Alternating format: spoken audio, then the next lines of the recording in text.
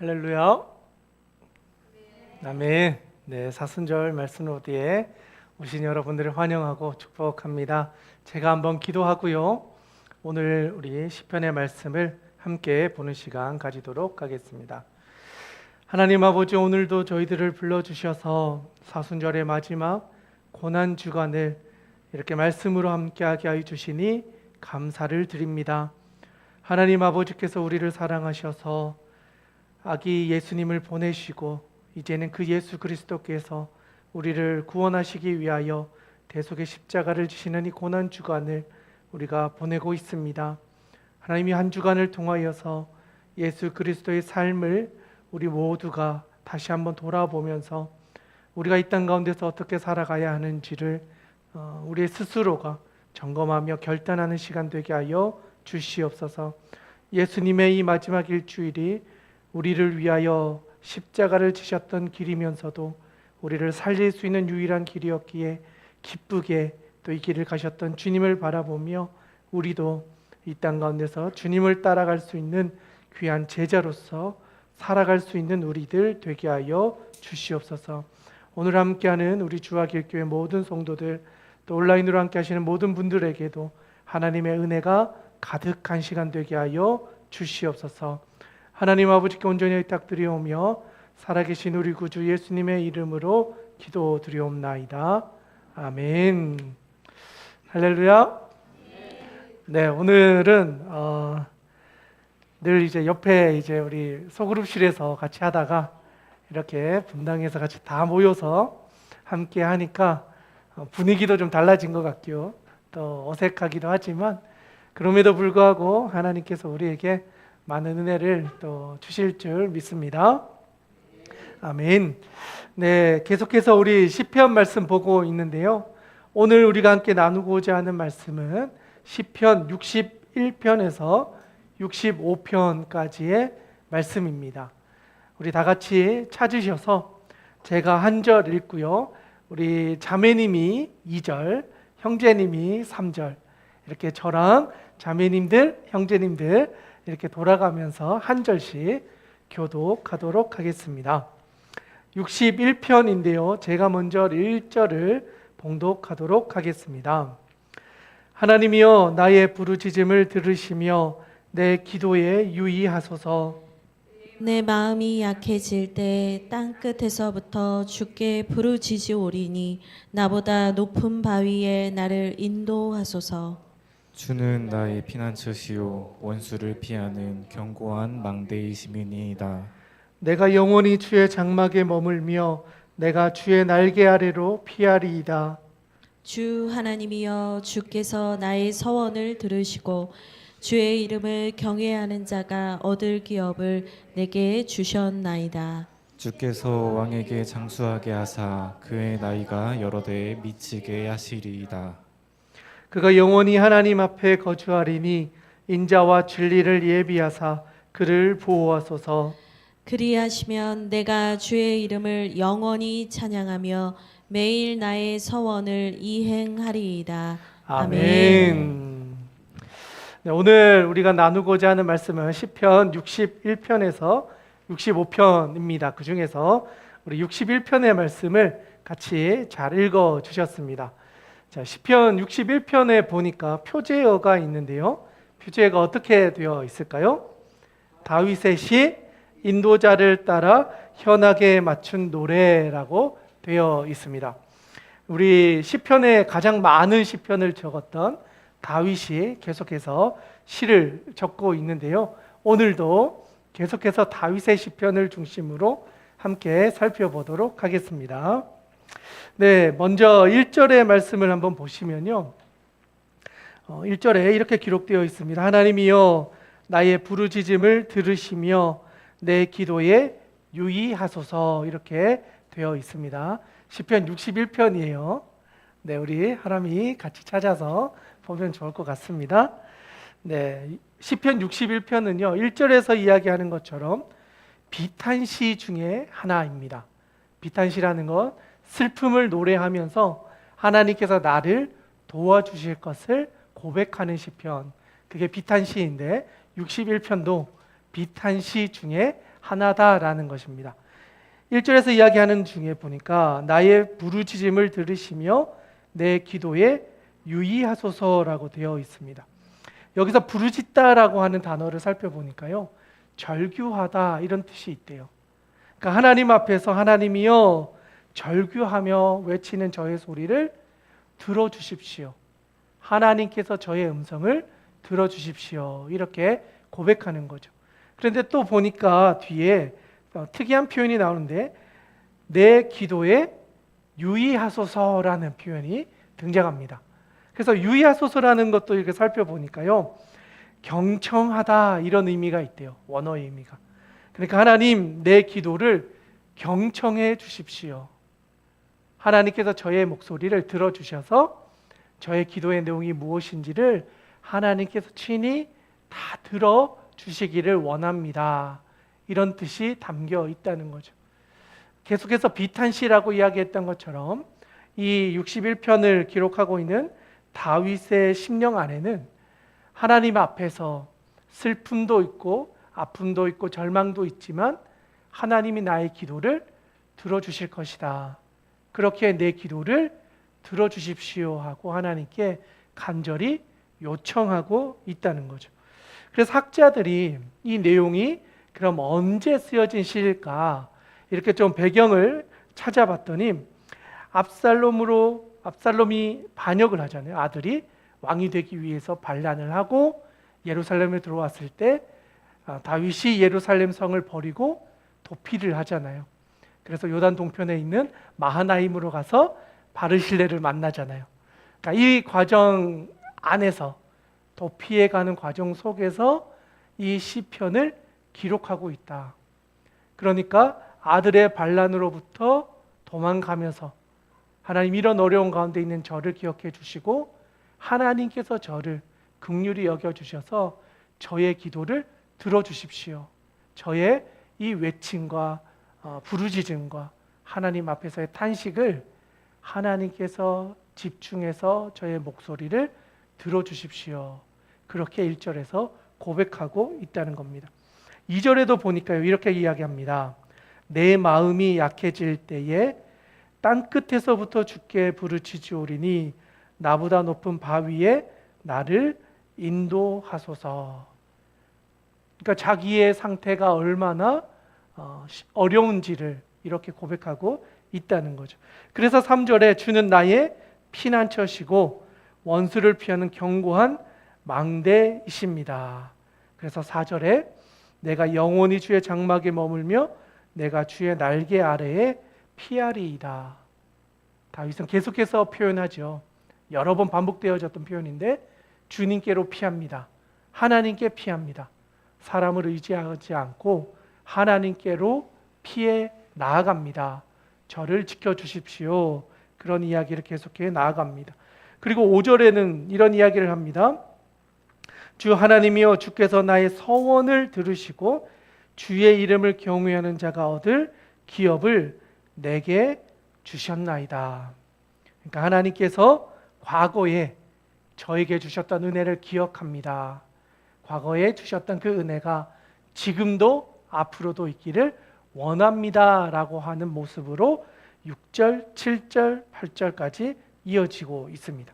과거에 주셨던 나의 서원을 들으셨던 하나님, 그리고 그 하나님께서 이제는 앞으로 내가 당할 고난과 어려움 속에서도 나의 서원을 들어주실 줄 믿습니다 해서 8절에 가시면 또 서원에 대한 이야기를 해요.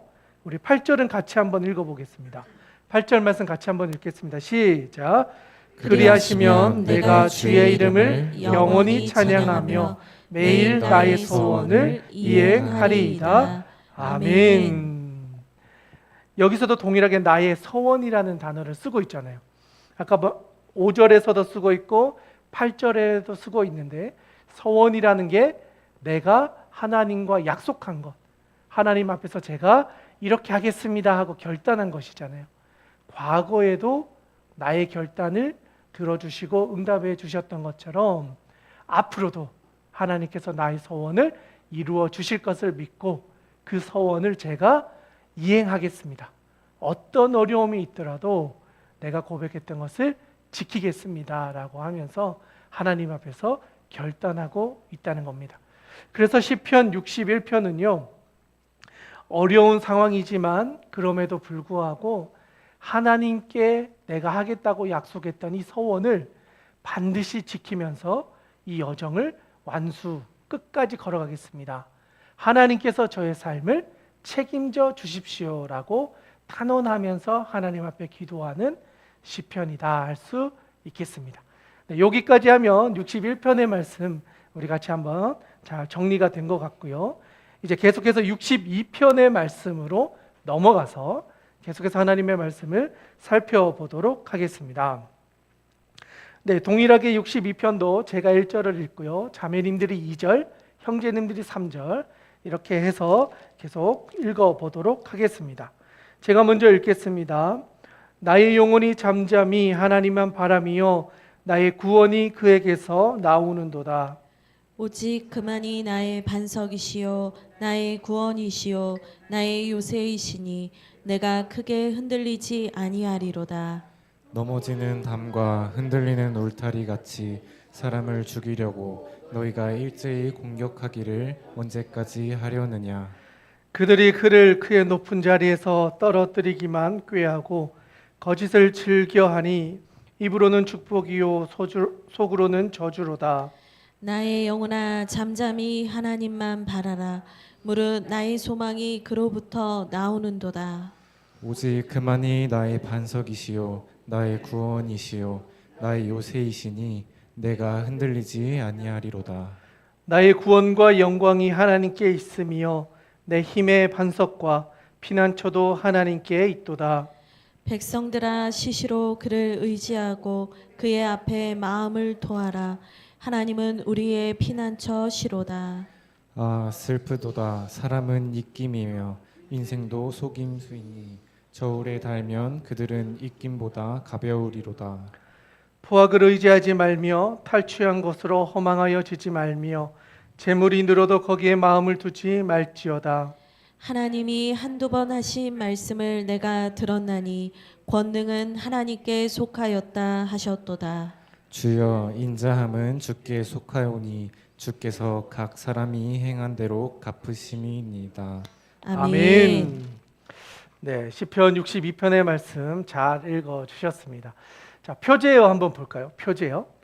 표제에 보니까 다윗의 시라고 되어 있고요. 인도자를 따라 여두둔의 법칙에 따라 부르는 노래라고 되어 있습니다. 네, 앞에 있는 다윗의 시는 동일하게 반복되어지고 있는데 뒤에 나오는 여두둔의 법칙에 따라 부르는 노래라고 되어 있는데요. 여두둔은 다윗 시대에 찬양대를 이끌었던 리더 중에 한 명이었습니다.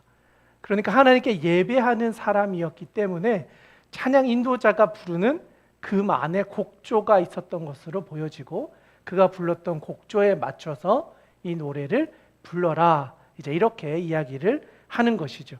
그래서 어떤 노래를 불렀는가 보니까 1절, 2절 좀 중요하거든요. 우리 찬양으로도 많이 나오는 거기 때문에 펜이 있으신 분들은 빨간색으로 이렇게 그어놓거나 이렇게 좀 그어놓으면 좋겠는데요. 1절, 2절 우리 같이 한번 읽어보겠습니다. 시작. 나의 영혼이 잠잠히 하나님만 바라며 나의 구원이 그에게서 나오는도다. 오직 그만이 나의 반석이시요 나의 구원이시요 나의 요새이시니 내가 크게 흔들리지 아니하리로다. 아멘. 네, 우리가 시편 찬양 중에 62편의 찬양을 아마도 많이들 들어보셨을 텐데요. 나의 영혼이 잠잠히 하나님만 바라며 이 찬양이 있듯이 62편에서는 바로 이러한 가사를 하나님 아버지 앞에서 드리면서 나의 영혼이 하나님을 찾고 있습니다 라고 하는 고백을 하고 있습니다. 그런데 1절과 2절의 이 표현이 동일하게 반복되어져서 뒤에 나오는데요. 5절과 6절입니다. 거의 내용이 똑같아요. 후렴구 같이 등장하고 있는데 1, 2절과 5, 6절입니다. 5, 6절도 우리 같이 한번 읽어보면 좋겠는데요. 5절과 6절도 같이 한번 읽어보겠습니다. 시작. 나의 영혼아 잠잠히 하나님만 바라라. 물은 나의 소망이 그로부터 나오는도다. 오직 그만이 나의 반석이시요 나의 구원이시요 나의 요새이시니 내가 흔들리지 아니하리로다. 아멘. 하나님을 향하여서 전적으로 전심으로 진짜 나의 하나님이 되어주셔서 하나님에서 주시는 그 구원을 제가 경험하기를 원합니다 하면서 다윗이 고백을 하고 있습니다. 1절과 2절과 또 5절과 6절이 동일하게 반복되면서 그 안에 하나님을 찬양하는 자신의 마음을 고백하고 있는 시편입니다. 그래서 보니까 1, 2, 5, 6 그 반복되는 구절 사이에 들어가는 3절에 보니까요 이렇게 되어 있습니다.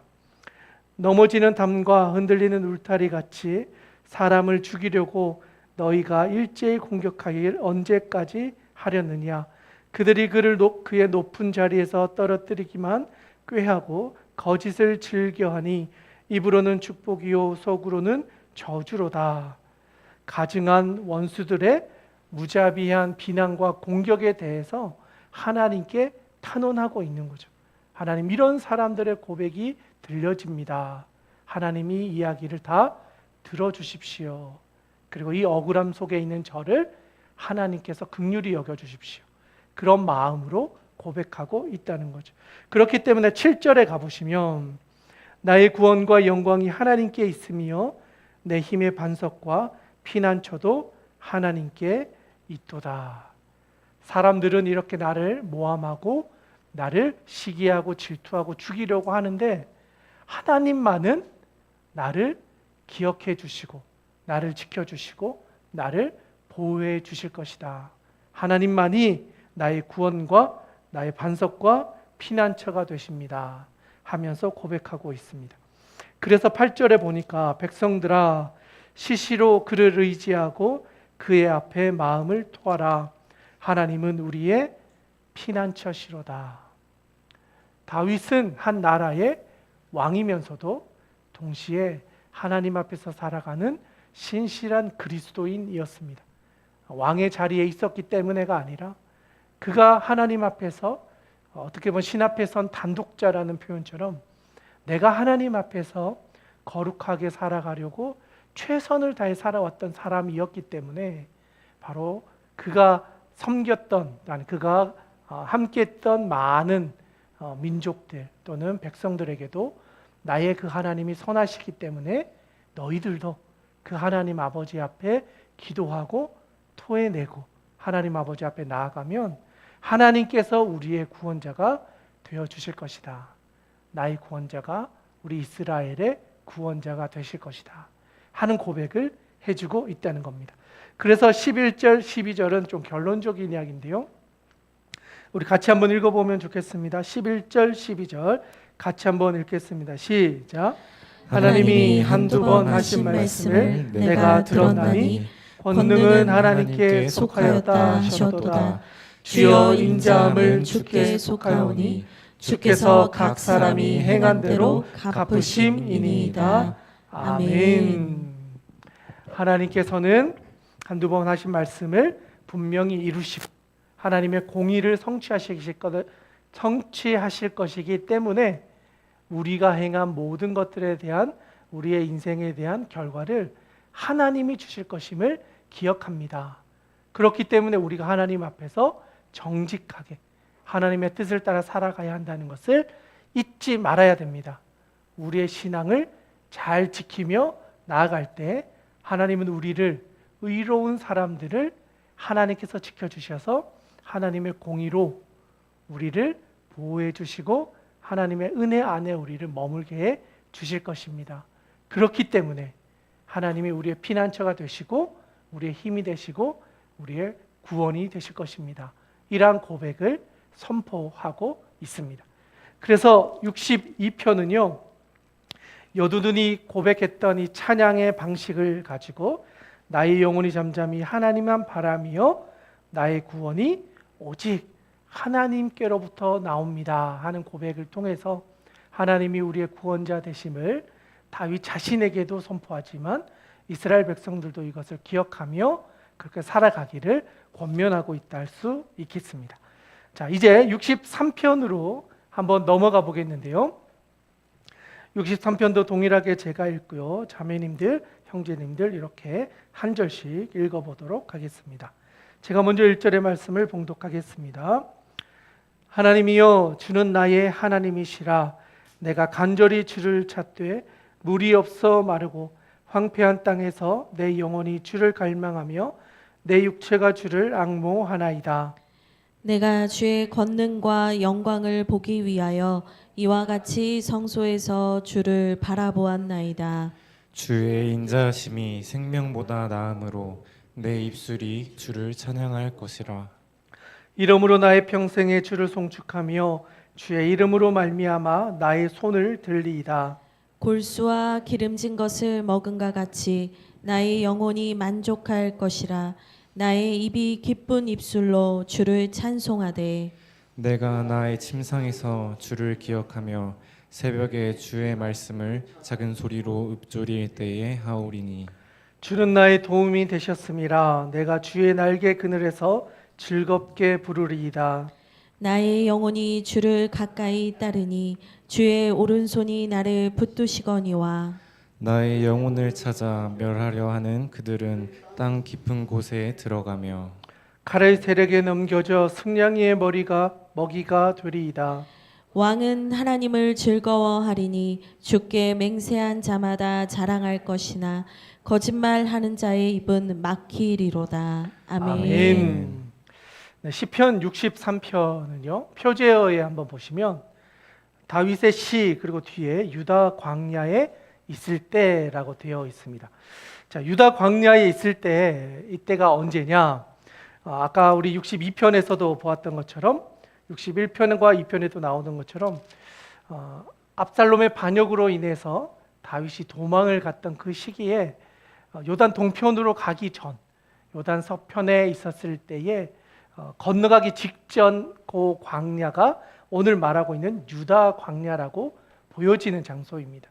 그러니까 압살롬의 반역으로 인해서 요단 동편으로 가기 위해서 출발했을 때 최대한 사람들을 피해서 만나지 않을 수 있는 유다에 있는 광야로 나아가서 피난을 갔는데 그때 쓰여졌던 시라는 겁니다. 그래서 63편은 이런 별명이 있어요. 광야에서 부르는 노래, 이런 별칭이 또 있습니다. 그렇기 때문에 도망을 가던 중에 하나님 아버지 앞에서 특히 이제 여기가 광야 지역이다 보니까 마실 물이 없고 먹을 것이 없었기 때문에 굶주린 상태에서 하나님 아버지 앞에서 자신의 마음을 토해내고 고백하고 있는 시편입니다. 먼저 1절을 한번 보시면요. 하나님이여 주는 나의 하나님이시라. 내가 간절히 주를 찾되 물이 없어 마르고 황폐한 땅에서 내 영혼이 주를 갈망하며 내 육체가 주를 앙모하나이다. 아멘. 네, 1절에서 이야기하고 있는 것처럼 하나님이여 주는 나의 하나님이시라. 내가 간절히 주를 찾되 물이 없어 마르고 황폐한 땅에서 내가 주를 갈망하며 내 육체가 주님을 앙모합니다. 마실 물이 없는 이 상황이지만 그럼에도 불구하고 제가 하나님을 노래하고 하나님을 만나고 싶어하고 하나님 찾기를 만나기를 원합니다 라고 고백을 하고 있습니다. 그리고 나서 2절에 보니까요 이렇게 고백해요. 내가 주의 권능과 영광을 보기 위하여 이와 같이 성소에서 주를 바라보았나이다. 그의 마음 가운데 이제 예루살렘을 떠나왔잖아요. 그런데도 불구하고 여전히 그의 마음 가운데 성소에서 하나님을 찬양하고 예배했던 그때의 감격을 가지고 이 광야에서 그 하나님을 바라보고 주목하고 있다. 자신의 상황과 상관없이 하나님이 나에게 어떤 분이신지를 고백하고 있다는 것입니다. 그렇기 때문에 3절과 4절이에요. 아주 유명한 구절이죠. 우리 3절과 4절 말씀 빨간 줄로 그어놓으면 좋겠는데요. 3절과 4절 우리 같이 한번 읽어보겠습니다. 시작. 주의 인자하심이 생명보다 나음으로 내 입술이 주를 찬양할 것이라. 이러므로 나의 평생에 주를 송축하며 주의 이름으로 말미암아 나의 손을 들리이다. 아멘. 네, 3절과 4절 아주 유명한 찬양이죠. 뭐 춤을 추면서 많이 찬양했던 그런 찬양의 가사인데요. 주의 인자하심이 생명보다 나음으로. 네, 이 찬양의 고백이 유다가 광야의 길을 건너던 중에 이렇게 기쁨의 찬양으로 하나님을 찬양하고 있다라는 사실은 우리에게 참 많은 감동을 주는 것 같아요. 만약에 우리가 이런 광야의 길을 가야 되는, 내가 원해서가 아니라 어쩔 수 없이 광야를 걸어가는데 이렇게 막 춤추면서 하나님을 찬양하듯이 주님을 고백하면서 그 광야의 여정을 갈 수 있을까? 여러분, 광야에서 춤출 수 있을까요? 거기서 주님을 찬양할 수 있을까요? 대부분의 사람들은 어쩌면 절망하거나 분노하거나 오히려 낙담할 수 있는 그 자리에서 다윗은 하나님을 바라보고 하나님을 찬양하면서 오히려 더 뜨겁게 주님을 만나고자 노력했던 것을 봅니다. 그런 점에서 우리에게도 어떠한 상황에서도 주님을 찬양하고 또 주님을 만나기 원하는 그 간절함이 우리에게도 있기를 주님의 이름으로 축복합니다. 아멘. 그리고 6절에 보니까요, 이런 표현이 나옵니다. 내가 나의 침상에서 주를 기억하며 새벽에 주의 말씀을 작은 소리로 읊조릴 때에 하오리니 주는 나의 도움이 되셨습니다. 내가 주의 날개 그늘에서 즐겁게 부르리이다. 아멘. 새벽에 주님을 찾고 주님을 간절히 외치고 그리고 나를 구원해 주시는 그 하나님을 찾고 만나서 하나님을 내가 계속 찬양하겠습니다. 내 입술에서 이 찬양이 멈추지 않도록 하나님을 높입니다. 그리고 그것을 끝까지 즐겁게 부르리이다 라고 고백하면서 주와 같이 길을 걸어가는 것이 즐겁습니다 라는 고백을 다윗도 하고 있다는 거죠. 우리 주와길교회 성도님들도 주와 같이 길을 걸어가는 그 여정이 정말 즐거웠으면 좋겠고, 상황을 뛰어넘어서 주님이 나의 진짜 생명이 되어주시고 나의 구원의 반석이 되어주시고 나의 피난처가 되어준다는 사실을 우리의 인생을 통해서 경험하고 그곳으로부터 감사와 기쁨이 넘쳐나는 은혜가 있기를 주님의 이름으로 축복합니다. 아멘. 그래서 마지막 이제 11절에 한번 가보시면요, 같이 한번 읽어보도록 하겠습니다. 11절 같이 한번 읽겠습니다. 시작. 왕은 하나님을 즐거워하리니 주께 맹세한 자마다 자랑할 것이나 거짓말하는 자의 입은 막히리로다. 아멘. 11절의 왕은 다윗 자신을 이야기합니다. 다윗은 하나님을 즐거워하리니 주께 맹세한 자마다 자랑할 것이나 거짓말하는 자의 입은 막히리로다. 아멘. 그러니까 하나님이 나의 피난처가 되어주시고 나의 도움이 되어주시고 나의 소망과 위로와 피할 바위가 되어주신다는 것을 우리의 입술을 통해 고백하며 살아가는 성도들, 하나님의 백성들은 여호와로 인하여 즐거워하는 인생을 살아가게 될 것인데, 그러지 않은 사람들의 인생 가운데는 하나님의 은혜를 경험하지 못하는 막히는, 여기에서 말하고 있는 그의 입을 막아버리는 일들을 경험하게 될 것이다. 그렇기 때문에 여호와의 백성이 되어서 하나님을 찬양하며 살아가는 복된 인생을 우리가 살아가기를 원한다. 다윗은 그것을 이 노래를 통하여서 우리에게 말해주고 있습니다. 다윗이 압살롬을 피해 도망하던 과정 가운데서 목마른 그 광야 가운데서 하나님을 찬양하면서 끝까지 그 하나님이 우리 대건이와 대운이의 하나님이 되어주셨고 우리의 하나님이 되어주실 것이다, 약속하셨다라는 것을 우리에게 기억하라 하는 거예요. 대운이 기억할 수 있을까요? 네, 우리 기억하면서 우리 계속해서 말씀 볼 수 있었으면 좋겠습니다. 네, 우리 63편은 여기까지 보면요, 내용을 정리한 것 같고요. 이제 64편으로 넘어가서 64편은 또 어떤 내용을 다루고 있는지 우리 같이 한번 살펴보도록 하겠습니다. 네, 64편도 제가 먼저 읽고요, 자매님들, 형제님들 돌아가면서 한 절씩 읽도록 하겠습니다. 하나님이여, 내가 근심하는 소리를 들으시고 원수의 두려움에서 나의 생명을 보존하소서. 주는 악을 꾀하는 자들의 음모에서 나를 숨겨 주시고 악을 행하는 자들의 소동에서 나를 감추어 주소서. 그들이 칼같이 자기 혀를 연마하며 화살같이 독한 말로 겨누고 숨은 곳에서 온전한 자를 쏘며 갑자기 쏘고 두려워하지 아니하는도다. 그들은 악한 목적으로 서로 격려하며 남몰래 올무놓기를 함께 의논하고 하는 말이 누가 우리를 보리요 하며 그들은 죄악을 꾸미며 이르기를 우리가 묘책을 찾았다 하나니 각 사람의 속뜻과 마음이 깊도다. 그러나 하나님이 그들을 쏘시리니 그들이 갑자기 화살에 상하리로다. 이러므로 그들이 엎드러지리니 그들의 혀가 그들을 해함이라. 그들을 보는 자가 다 머리를 흔들리로다. 모든 사람이 두려워하여 하나님의 일을 선포하며 그의 행하심을 깊이 생각하리로다. 의인은 여호와로 말미암아 즐거워하며 그에게 피하리니 마음이 정직한 자는 다 자랑하리로다. 아멘. 네, 64편도요. 동일하게 압살롬의 그 반역으로 인하여서 도망가던 피난의 여정 가운데서 쓰여졌던 시입니다.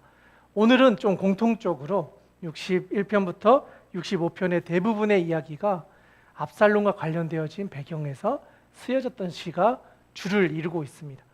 아들이 반역했던 것을 본다는 사실이 참 아버지로서 견디기 어려웠고, 그리고 또 가장 신뢰했던 많은 사람들이, 자기와 함께 했던 군사들이 자기를 배신해서 아들과 함께 반란을 일으켰다라는 사실이 다윗에게는 이만큼 충격적이었던 사건인 것 같아요. 여기에서뿐만이 아니라 나오는 여러 가지 시편들, 또 사무엘 상하에 있는 내용들을 살펴보면 다윗은 이 도망을 가는 여정 가운데 참 많은 사람들로부터 비난을 받고 욕을 받고 저주를 받아요. 어떻게 보면 다윗의 입장에서는 억울한 일들이 계속해서 생기는 거예요. 아들이 반역해서 도망가는 것도 수치스럽고 부끄러운 일인데, 그 피난의 여정 가운데도 그동안 그가 살아왔던 여정과 관계되어졌던 사람들이 다윗을 찾아와서 비난하기도 하고 욕하기도 하고 저주하기도 했다는 거죠. 그 중에 이제 사울의 가정 안에서 이렇게 자랐던 사람들 중에는 이것이 사울과 그 가족을 죽인 것에 대한 대가로 당신이 저주받는 겁니다 하면서 말로 다윗의 마음을 엄청 힘들게 만드는 사람들도 있었습니다. 이름 표현하기가 좀 욕 같아서 좀 조심스러운 시모라는 그 사람은 정말 저주하면서 이 다윗을 막 이 너가 뿌린 씨앗을 네가 당하는 거다라는 이야기를 저주하듯이 하기도 합니다. 그런데 다윗은 그때 어떻게 하냐면요, 주변에 있는 군사들은 저 사람을 우리가 가서 죽여버릴까요? 라고 하는데 오히려 다윗은 말리면서 오히려 하나님께서 저 사람의 입을 통해서 하시는 말씀이 있을 거다. 오히려 그 비난을 내가 받아야 된다라고 하면서 오히려 그 사람을 죽이지 않고 그냥 보내줘요. 근데 그런 식으로 여러 번의 어려움들이 있을 때마다 다윗은 악을 악으로 갚지 않고 오히려 그 사람을 통해서 말씀하시는 하나님을 주목하고 있어요. 하나님이 이걸 통해서 나에게 무엇을 말씀하시나?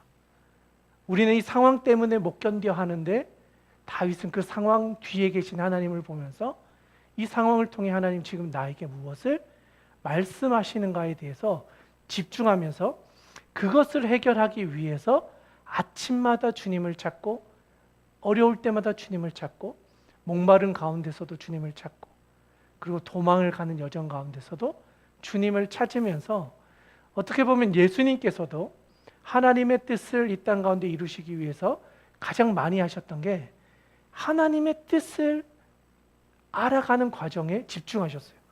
그것이 기도라고 하는 표현으로 많이 등장하는데, 기적을 행하시기 이전에 보면 꼭 아침에, 새벽에, 미명에 기도하러 가셔서 기도함으로 하나님 아버지의 뜻을 받고 그것을 그의 삶 가운데서 이루어 가셨어요. 사실 오늘 성목요일이잖아요. 오늘이 어떤 날이죠? 예수님께서 성만찬을 베푸시던 날이었어요. 그리고 세족식도 동일하게 베푸셨던 날입니다. 사실 이것을 행했다는 것은 주님 입장에서는 내가 곧 잡혀갈 것이고 십자가에 못 박혀서 죽게 될 것이다. 사실 이 시간에 성찬을 하고 세족식을 하고요. 오늘 새벽에 그러니까 0시 이후에 이제 겟세마네 동산에 가서 기도하시다가 잡혀가셔서 내일 아침 그리고 그 시간에 문초를 받으시는 거예요. 그리고 아침 9시쯤에 십자가에 달리시고 12시에 이제는 거의 숨을 거두시고 오후 3시경에 완전히 숨지시는 일들이 성금요일 내일 일어나게 되는 겁니다. 그렇게 보면 사실은 주님께서는 이 성만찬의 자리가 이 세족식을 베풀며 제자들의 그 죄를 씻겨주시고 이제는 너희가 깨끗한 사람이 되었으니 하나님의 은혜를 받은 사람으로서 지키고 행하고 하나님의 뜻이 무엇인지를 알아서 너희도 그것을 행하기를 원하신다라고 하셨던 그 가르침이 오늘 밤에 말씀을 통해서 성만찬을 통해서 제자들에게 선포되어졌다는 것이죠. 예수님이 가셨던 그 길, 그건 역시도 자신의 희생과 자신의 죽음과 이것을 통해서만 이루어지는 구원의 역사를 이루시기 위해서 피하지 않으시고 그 어려운 여정들을 통해서만 구원을 이루게 된다는 사실을 우리에게 보여주셨고 또 제자들에게 알게 해주시기 위해서 2000년 전에 주님께서는 그것을 우리에게 보여주셨다라는 사실이죠. 그런 점에서 다윗 역시도 이 모든 역사를 통치하고 계시는 주관자이신 하나님을 주목하고 내가 속해져 있는 현실을 바라보는 것이 아니라 하나님이 이것을 통해 무엇을 이루실까를 주목하면서 그 하나님의 뜻에 집중했다는 것을 바라보면서 우리도 우리가 처해져 있는 상황에 너무 매몰되어지지 않고 그곳에서 역사하신 하나님을 바라보면서 주님의 뜻이 무엇인지를 기도로 영적으로 또 하나님의 은혜를 경험하면서 우리가 걸어가야 될 믿음의 여정을 하루하루 담당하게 그것을 살아내야 한다는 것이죠. 다윗은 그것을 계속해서 이야기하는 거예요. 61편도, 2편도, 3편도 그리고 우리가 방금 읽었던 64편도 동일하게 이야기하고 있어요. 근데 64편에서는 조금 더 집중하고 있는 것은 뭐냐면 말이에요, 말. 나를 괴롭히고 공격했던 그 사람들의 그 말이 비수같이 내 마음 가운데 꽂혔음을 우리에게 말해주면서 말을 통해서 상처 주고받았던 그 다윗의 심령을 하나님 위로해 주시고 치유해 주실 것을 하나님 앞에서 고백하고 있는 거예요. 그 내용을 우리 말씀을 통해서 한번 보도록 하겠습니다. 자, 1절의 말씀에 보니까요. 하나님이여 내가 근심하는 소리를 들으시고 원수의 두려움에서 나의 생명을 보존하소서. 주는 악을 꾀하는 자들의 음모에서 나를 숨겨주시고 악을 행하는 자들의 소동에서 나를 감추어 주소서. 3절 아주 중요한 이야기를 하고 있는데요. 그들이 칼같이 자기 혀를 연마하여 화살같이 독한 말로 겨누고 숨은 곳에서 온전한 자를 쏘며 갑자기 쏘고 두려워하지 아니하는도다. 그러니까 이 말로 이 다윗을 공격했던 사람들이 많았다는 거예요. 그의 심장 가운데 여기서 이야기하고 있는 것 화살같이 독한 말로 다윗을 숨어서도 쏘고 보이는 곳에서도 쏘면서 다윗의 마음에 상처를 주었다는 것을 말해줍니다. 그만큼 견디기 어려운 순간들이 많았었다는 거죠. 그런 중에 계속해서 하나님을 찾았다는 거죠. 6절에도 가보시면 그들은 죄악을 꾸미며 이르기를 우리가 묘책을 찾았다 하나니 각 사람의 속뜻과 마음이 깊도다. 그러나 하나님이 그들을 쏘시리니 그들이 갑자기 화살에 상하리로다. 하나님께서요 다윗에게 쏘아서 맞았던 그 독화살 같았던 그 말이 하나님께서는 이제 그 사람들을 쏘셔서 갚아주셨다는 거예요. 나의 억울함을 내가 갚은 것이 아니라 하나님이 직접 그들에게 화살을 쏘셔서 그들에게 그 말에 대한 대가를 감당하게 하셨다는 거예요. 쉽게 말하면 나의 원수를 하나님이 갚아주셨다. 하나님이 나를 대신해서 화살을 쏴주셔서 그들을 상하게 하셨다라는 거예요. 그래서 8절에 이러므로 그들이 엎드러지리니 그들의 혀가 그들을 해함이라. 그들을 보는 자가 다 머리를 흔들리로다. 모든 사람이 두려워하여 하나님의 일을 선포하며 그의 행하심을 깊이 생각하리로다. 의인은 여호와로 말미암아 즐거워하며 그에게 피하리니 마음이 정직한 자는 다 자랑하리로다. 아멘. 다윗을 신뢰하고 같이 했던 사람들이 배신하고 압살롬을 따라갔던 그 사람들이 하나님께서 그들의 계획을 막으셔서 오히려 그들의 계획이 무너지고 다윗이 다시 왕으로 복귀하게 되어서 하나님의 공의가 이루어졌음을 말해주는 거예요. 내가 원수를 갚지 않아도 하나님이 나의 원수를 갚아주시고 다시 하나님의 왕의 자리로 저를 불러주셨음을, 제 인생을 통하여 하나님의 공의가 이루어졌음을 저는 이 찬양을 통해서 고백합니다. 그래서 마지막 절에 의인은 여호와로 말미암아 즐거워하며 그에게 피하리니 마음이 정직한 자는 다 자랑하리로다. 아멘. 하나님이 나의 의로움을 지켜주셨고 나의 억울함을 갚아주시고 나의 자리를 되찾게 해주셨기 때문에 그 공의로우신 하나님을 나는 자랑합니다. 그 하나님이야말로 진짜 살아계신 하나님이십니다 하면서 다윗의 인생을 통하여 선포하고 노래하고 있다는 것이죠. 여러분의 삶 가운데, 우리 대훈이의 인생 가운데 하나님이 그렇게 선하게 우리의 삶을 지켜보시고 응답해 주실 것을 기억하면서 살아가는 저와 여러분 될 수 있기를 주님의 이름으로 축복합니다. 아멘. 네, 우리 오늘 마지막 시편이라고 할 수 있는데요, 65편의 말씀입니다. 제가 한 절, 우리 자매님들, 형제님들 돌아가면서 한 절씩 봉독하도록 하겠습니다. 제가 먼저 읽겠습니다. 하나님이여, 찬송이 시온에서 주를 기다리오며 사람이 소원을 주기에 이행하리이다. 기도를 들으시는 주여, 모든 육체가 주께 나아오리이다. 죄악이 나를 이겼사오니 우리의 허물을 주께서 사하시리이다. 주께서 택하시고 가까이 오게 하사 주의 뜰에 살게 하신 사람은 복이 있나이다. 우리가 주의 집 곧 주의 성전의 아름다움으로 만족하리이다. 우리 구원의 하나님이시여, 땅의 모든 끝과 먼 바다에 있는 자가 의지할 주께서 의를 따라 어미하신 일로 우리에게 응답하시리이다. 주는 주의 힘으로 산을 세우시며 권능으로 띠를 띠시며 바다의 설렘과 물결의 흔들림과 만민의 소요까지 진정하시나이다. 땅끝에 사는 자가 주의 징조를 두려워하나이다. 주께서 아침 되는 것과 저녁 되는 것을 즐거워하게 하시며 땅을 돌보사 물을 내어 심히 윤택하게 하시며 하나님의 강에 물이 가득하게 하시고 이같이 땅을 예비하신 후에 그들에게 곡식을 주시나이다. 주께서 밭고랑에 물을 넉넉히 대사 그 이랑을 평평하게 하시며 또 담비로 부드럽게 하시고 그 싹에 복을 주시나이다.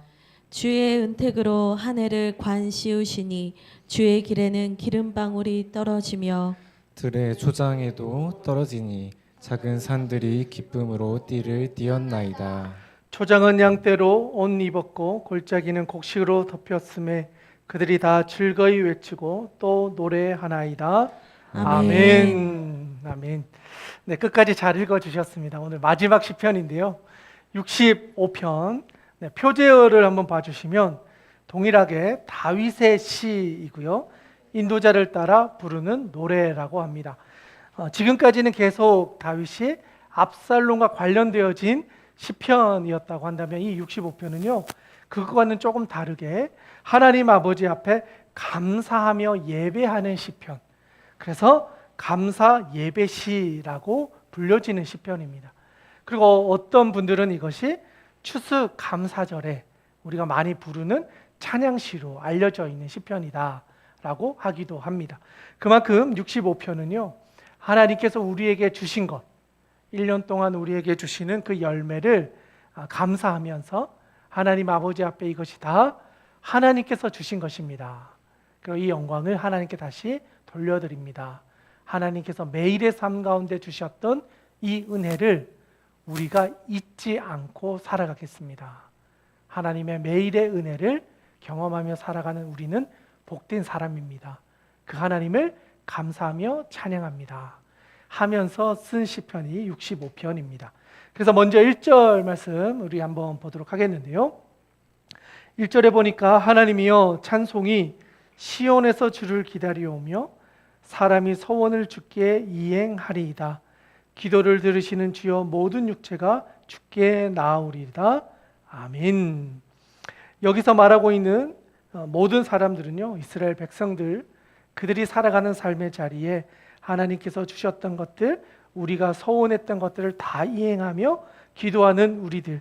그런데 하나님께서 그것을 다 이루어 주셨음을 이미 알고 하나님께 감사하며 나아가고 있습니다. 그래서 3절에 보시면 죄악이 나를 이겼사오니 우리의 허물을 주께서 사하시리다. 주께서 택하시고 가까이 오게 하사 주의 뜰에 살게 하신 사람은 복이 있나이다. 우리가 주의 집 곧 주의 성전의 아름다움으로 만족하리이다. 아멘. 그들이 과거에 이런 어려움들이 있었지만 그럼에도 불구하고 하나님께서 우리를 주님의 전에 가까이 오게 해주셨다. 하나님이 우리를 하나님 백성 되게 해주셨다. 우리가 죄인이었고 하나님 사시는 백성이 되기에는 부족했지만 하나님께서 우리를 불러주셔서 가까이 오게 해주셔서 우리에게 복을 주셨기 때문에 그 하나님의 은혜가 우리에게 임하게 되었습니다 하는 것을 고백하는 거죠. 그래서 6절에 한번 가보시면 주는 주의 힘으로 산을 세우시며 권능으로 띠를 띠시며 바다의 설렘과 물결의 흔들림과 만민의 소요까지 진정하시나이다. 땅끝에 사는 자가 주의 증죄를 두려워하나이다. 주께서 아침 되는 것과 저녁 되는 것을 즐거워하게 하시며 땅을 돌아보사 물을 대어 심히 윤택하게 하시며 하나님의 강에 물이 가득하게 하시고 이같이 땅을 예비하신 후에 그들에게 곡식을 주시나이다. 하나님께서 그들이 살아갈 수 있는 자리에 물이 넘치게 하셨다. 사실 이스라엘 땅은요, 사막 지역이 많고 또 건조한 지역이 많았기 때문에 물이 있어야만 살아갈 수 있는 곳이었습니다. 그런데 그곳에 물이 넘쳐났다라고 하는 것은 하나님이 지켜주셨다라고 할 수밖에 없는 것이죠. 사람의 힘으로 물을 구할 수 없었기 때문에 하늘에서 내리는 비나 땅에서 이렇게 물이 흘러가는 이제 건천이라고 하는데 그 우기에만 흐르는 강들을 통해서 물을 구하고 아니면 큰 강 주변에서 물을 구하는데 그런 강들이 그들의 삶 가운데 넘쳐났다라는 것은 하나님이 그들의 삶 가운데 필요한 것을 다 채워주시고 물을 주셨기 때문에 가능했다. 그래서 그들의 삶에 윤택함이 있었고 하나님이 주시는 것들을 누리게 되었다라는 것이죠. 그래서 10절부터 13절까지 우리 같이 한번 읽어보면 좋겠는데요. 10절부터 13절까지 우리 같이 한번 읽어보도록 하겠습니다. 함께 읽겠습니다. 주께서 밭고랑에 물을 넉넉히 대사 그 이랑을 평평하게 하시며 또 담비로 부드럽게 하시고 그 싹에 복을 주시나이다.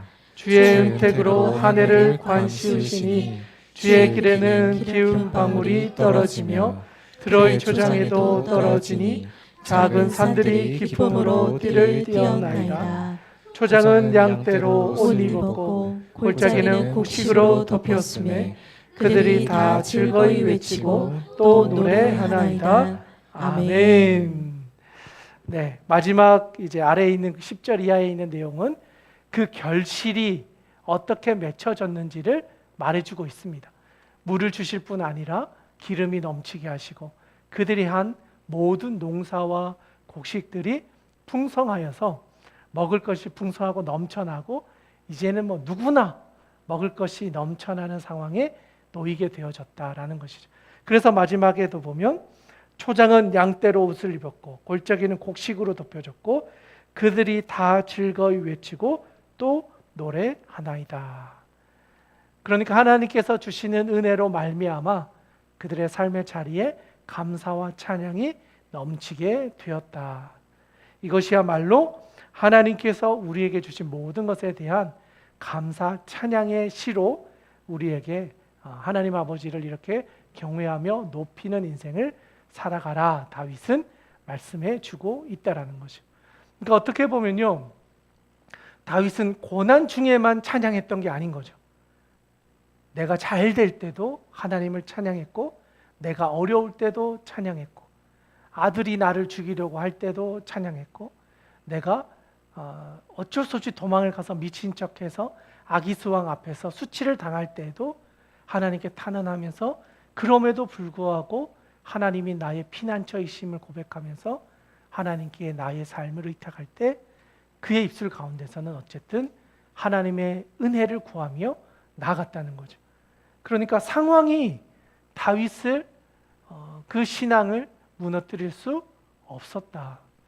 오히려 그곳에서 그의 신앙은 더 굳건해졌고 더 튼튼해졌고 하나님이야말로 진짜 나의 구원자 되신다는 사실을 더 믿고 경험하고 확신하게 되는 게 고난의 여정이었다는 거예요. 고난을 피해가야 될 길이 아니라 그 과정을 통해서 내 믿음이 더 굳건하게 되어졌고 그 경험들이 있었기 때문에 여호와는 나의 목자십니다. 여호와는 나의 피난처이십니다. 여호와는 나의 소망이십니다. 여호와는 나의 구원자이십니다. 하는 수많은 고백들을 할 수가 있었다는 거죠.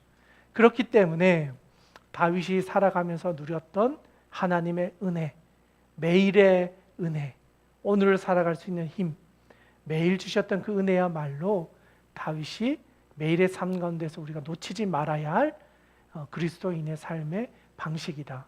그렇기 때문에 마지막 65편에서는 매일 우리에게 주시는 은혜를 우리가 잊지 말고 감사하며 살아갈 때 하나님께서 그 감사 위에 더 큰 은혜로, 우리에게 넘치는 은혜로 채워주시는 분이심을 기억하며 주님을 찬양할 것을 권면하고 있다는 거죠.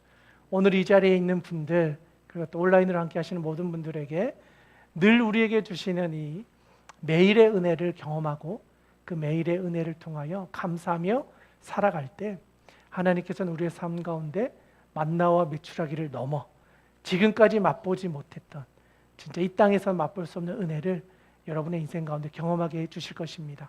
그 하나님의 은혜가 사순절을 보내고 있는 저희 모두, 특별히 이제 고난 주간, 오늘부터 해서 이제 남아 있는 며칠의 여정 가운데 예수 그리스도께서 우리를 위해서 준비하여 놓으신 이 구원의 은혜가 얼마나 큰 것인지를 기억하면서 마지막 남아 있는 며칠을 보내고 부활의 기쁨과 감격을 주일날 함께 누릴 수 있게 되기를 주님의 이름으로 축복합니다.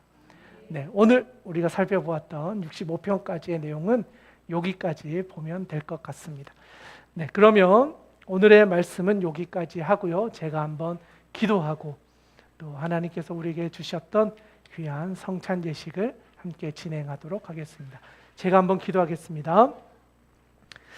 하나님 아버지, 참 감사합니다. 오늘 우리에게 주셨던 이 시편의 말씀을 기억하면서 매일의 삶 가운데 주셨던 하나님의 은혜, 하나님께서 우리를 도와주시고 어려움과 고난과 슬픔과 절망과 사랑하는 사람들로부터 독화살과 같은 말로 또는 우리를 배신하는 사람들로 인해, 환경과 상황으로 인해 우리가 신음하며 눈물을 흘릴 때마다 하나님께서는 그것을 들으시고 우리를 지켜주시고 보호하여 주시고 끄집어내어 주셔서 우리에게 소망을 주시고 살아갈 수 있도록 길을 열어주셨음을 보았습니다.